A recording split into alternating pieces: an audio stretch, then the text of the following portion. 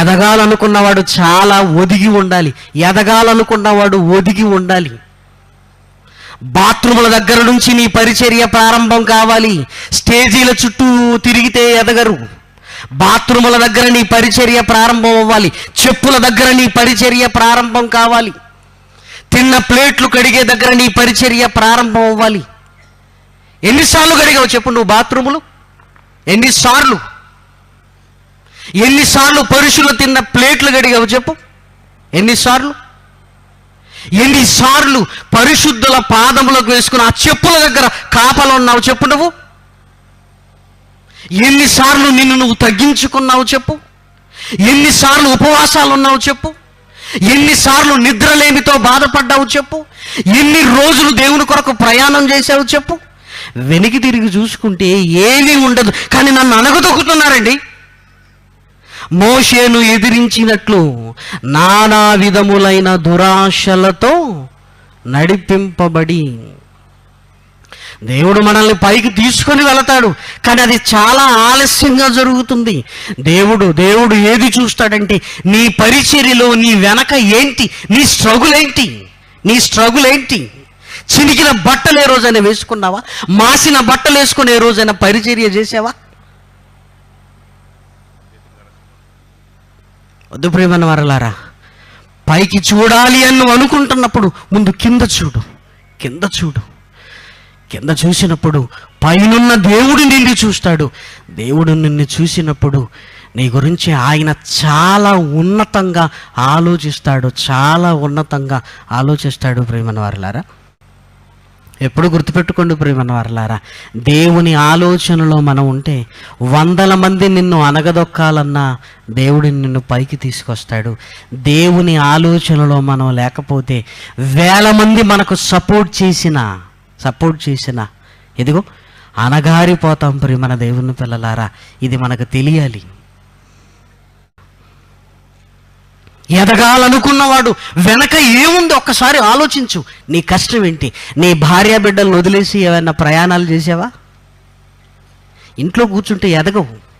వెళ్ళు, నీ దేవుడి మీద భారం వేసి వెళ్ళు.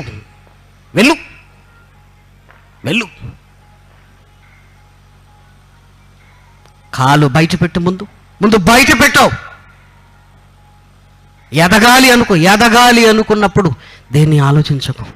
దేవా నన్ను వాడుకో నాయనా, నన్ను వాడుకో.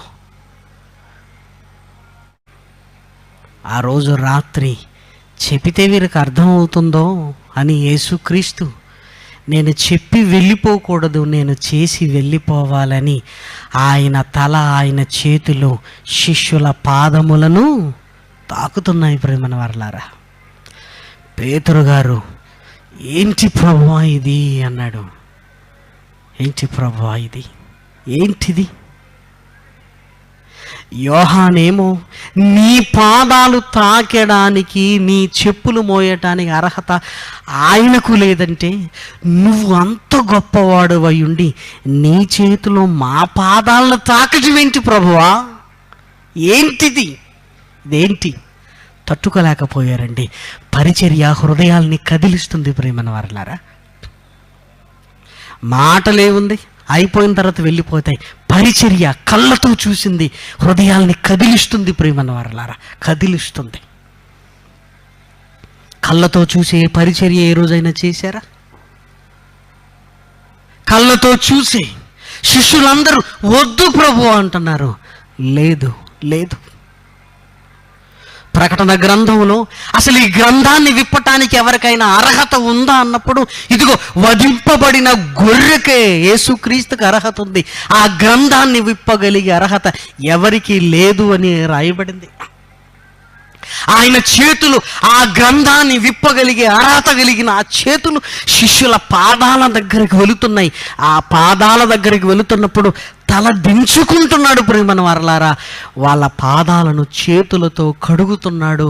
తుండు తీసుకొని, ఓ టవలు తీసుకొని తుడుస్తున్నాడు. ప్రేమన దేవుని పిల్లలారా, ఏంటిది? ఆయన ఎంత గొప్పవాడయ్యాడో తెలుసా? ఎంత గొప్పవాడయ్యాడు. ప్రతి నామము యేసుక్రీస్తు నామమున వంగాలి. ఆయన నామములే లోక రక్షణ. ఆయనే అందరికీ ప్రభువు. తండ్రి సింహాసనం మీద కూర్చున్న అంతగా హెచ్చించాడు. ఎందుకు? యేసుక్రీస్తు తనను తాను అంతగా తగ్గించుకున్నాడు గనక ప్రియమైన వారలారా.